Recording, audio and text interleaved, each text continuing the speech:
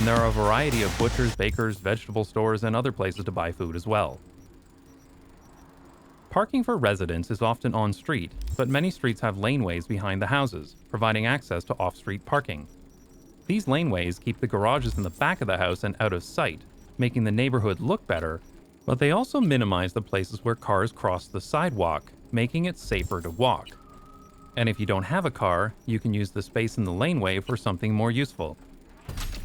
The population density of Riverdale is quite high, with over 7,000 people per square kilometer, almost twice as high as the rest of the city, and over 6 times that of the suburban hellscape where my cousin's apartment was located.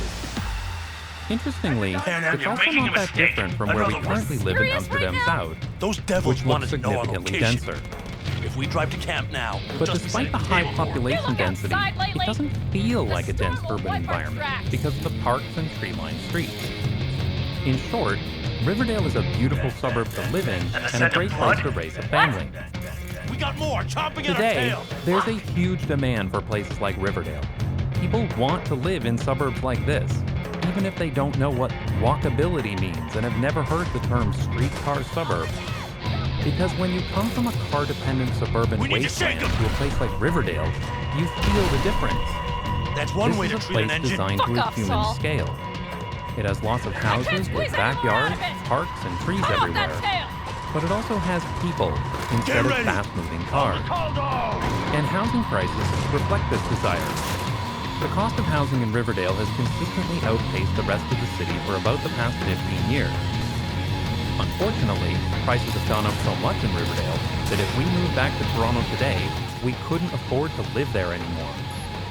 The average price of a home in Riverdale has gone from about $170,000 in 1996 to All the $1.2 million condos! in 2021. Which means that if we moved to Toronto and didn't want to live in an apartment, we'd be forced to live in a desolate, car-dependent suburb. We'd have no other choice. But despite the very high demand for walkable neighborhoods, you couldn't build another Riverdale today, and that scarcity is part of what's driving up prices.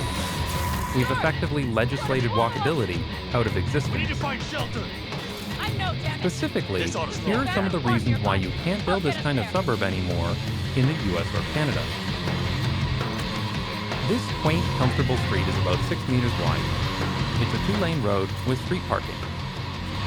This causes drivers to slow down, which makes the street less hostile to pedestrians and cyclists.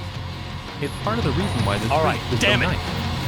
It also means the tree canopy can cover the street. Out of way, But these lane widths do not meet modern done it traffic better engineering myself. standards. So in suburbia, this road would have to be somewhere between 10 to 15 meters wide depending on local requirements. Everybody